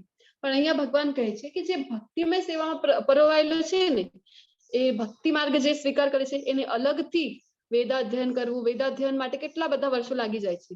કે જે સંસ્કૃતનું ગ્રામર જે છે, વ્યાકરણ જે છે, પાણીની વ્યાકરણ, એ શીખતા શીખતા જ મનુષ્યને 12 વર્ષ લાગી જાય છે. તો પહેલાના જમાનામાં હતું ને કે ગુરુકુળમાં નાના હોય ત્યારે મોકલી દે અને 25 વર્ષ સુધી એ ત્યાં રહે, બધા વેદોનું અધ્યયન કરે. પણ હમણાં એ આપણા માટે પોસિબલ નથી અને કલિયુગમાં એટલો ટાઈમ પિરિયડ પણ નથી કે બધા વેદો, પુરાણો જે છે અને ઉપનિષદો છે એ બધાનું આપણે જ્ઞાન લેતા બેસી જઈએ. તો અને જ્ઞાન લઈ પણ લઈએ પણ જો એનો સાર જ આપણને ન ખબર પડે તો એ પણ વ્યર્થ છે. તો વેદાધ્યયન કરીએ, તપ કરીએ, યજ્ઞ કરીએ, દાન કરીએ, આ બધું જે છે એ કરવાની અલગથી કાંઈ પણ જરૂર નથી. ક્યારે? જ્યારે આપણે ભક્તિમય સેવા કરીએ ભગવાનની, અથવા તો ભક્તિ માર્ગ જયારે આપણે ફોલો કરીએ ત્યારે અલગથી કાંઈ પણ કરવાની જરૂર નથી. આપમેળે જ એ બધાનું ફળ પણ એને મળી જ રહે છે જે ભક્તિ માર્ગ અપનાવે છે એને. અને અંતે ભગવાન કહે છે કે એ મારા સનાતન ધામને પ્રાપ્ત થાય છે. તો આ લેસનમાં આપણે જોયું અર્જુન દ્વારા 8 પ્રશ્ન જે પૂછ્યા હતા, કિમ બ્રહ્મ, અને મૃત્યુ સમયે કૃષ્ણનું સ્મરણ કરવું જોઈએ. ભગવાન પોતે કહે છે યોગ મિશ્ર ભક્તિ દ્વારા કૃષ્ણનું સ્મરણ કરવું અને શુદ્ધ ભક્તિ દ્વારા કૃષ્ણનું સ્મરણ કરવું. હવે યોગ મિશ્ર ભક્તિ જે છે કે યોગ મિશ્ર ભક્તિમાં શું આવે કે આ લેવલ 1 છે એટલે બધા શ્લોકો આપણે નથી લીધા, પણ લેવલ 2 માં તમે જોઈ શકશો કે બધું ડિટેલમાં છે. આ બધું એક શ્લોક તમને અધ્યાય 8 ના ડિટેલમાં મળશે. તો એક શ્લોકમાં એવું આવે છે કે યોગ મિશ્ર ભક્તિ કરે તો એને એ પણ જે છે એને વિચાર કરવું પડે કે ક્યારે મને જન્મ મૃત્યુના ચક્રમાં ન ફસાવું. તો શુક્લ પક્ષમાં જ્યારે શરીર છોડીએ તો એ સારું કહેવાય. ઉત્તરાયણ અથવા દક્ષિણાયન તો જે યોગી જે છે એ ડિસાઈડ કરી શકે ને કે ક્યારે એને પોતાનું શરીર ત્યજવું છે. તો એને એ બધી વાતોનું યોગ મિશ્રિત જ્યારે ભક્તિ છે ત્યારે યોગીને આ બધું ધ્યાન રાખવું પડે કે શુક્લ પક્ષ જ હોવું જોઈએ અથવા તો ઉત્તરાયણ જ હોવું જોઈએ. હવે ઉત્તરાયણ અને દક્ષિણાયન જે છે એ જનરલી જે છે 6 મહિનાના જો ટાઈમ પિરિયડમાં કાઉન્ટ કરીએ તો એમ કહેવાય છે કે જે દેવી દેવતાઓ છે ને એમની દિવસ 6 મહિના એટલે એમનો એક દિવસ થાય છે. અને 6 મહિના બીજા જે 6 મહિના આપણા છે 12 વર્ષમાં, તો આપણા જે બીજા 6 મહિના છે એ એમની રાત્રિ છે. તો એવી રીતે ઉત્તરાયણ અને દક્ષિણાયન 6 મહિનાના એપ્રોક્સિમેટલી ગેપમાં આવેલા છે. તો એવું કહેવાય છે ને કે ઉત્તરાયણમાં શરીર ત્યજીએ તો સારું કહેવાય અને શુક્લ પક્ષમાં જ ત્યજવું જોઈએ. આ બધું કોને યાદ રાખવાની જરૂર છે? જે યોગ મિશ્રિત ભક્તિ જેમની છે, યોગી જે છે. પણ આપણે જો શુદ્ધ ભક્તિની અવસ્થામાં હોઈએ તો આપણે આ કોઈ ઝંઝટ પાડવાની જરૂરત નથી. આપણે ખબર જ છે ભક્તિમય સેવા આપણે કરીએ છીએ લાઈફ ટાઈમ, તો અંત સમયે ભગવાનનું નામ આપણા જીભ ઉપર આવી જશે. ભગવાનનું સ્મરણ આપણને જરૂરથી થશે. અને ભૌતિક વિશ્વ વિરુદ્ધ આધ્યાત્મિક વિશ્વ આપણે જોયું કે આધ્યાત્મિક વિશ્વ છે એ સનાતન છે અને સુખાલયમ છે. કે આપણે ભગવાન સાથે આ ભગવાન જેવું સ્વરૂપ પામીને, સ્વરૂપ એટલે કે સચ્ચિત અને આનંદ, અને એવી રીતે ભગવાનની સેવા આપણે ત્યાં કરી શકીએ અને પાછા આવવાની ત્યાંથી જરૂર નથી. કોઈ ત્યાંથી પાછો નથી આવતો. કૃષ્ણની પ્રાપ્તિમાં શુદ્ધ ભક્તિની સર્વોપરિતા. તો અનન્ય ભક્તિની વાત ભગવાન વારંવાર કરે છે. તો કૃષ્ણ પ્રાપ્તિ ક્યારે થઈ શકે? જ્યારે શુદ્ધ ભક્તિ હોય ત્યારે જ આપણને કૃષ્ણ પ્રાપ્તિ થઈ શકે.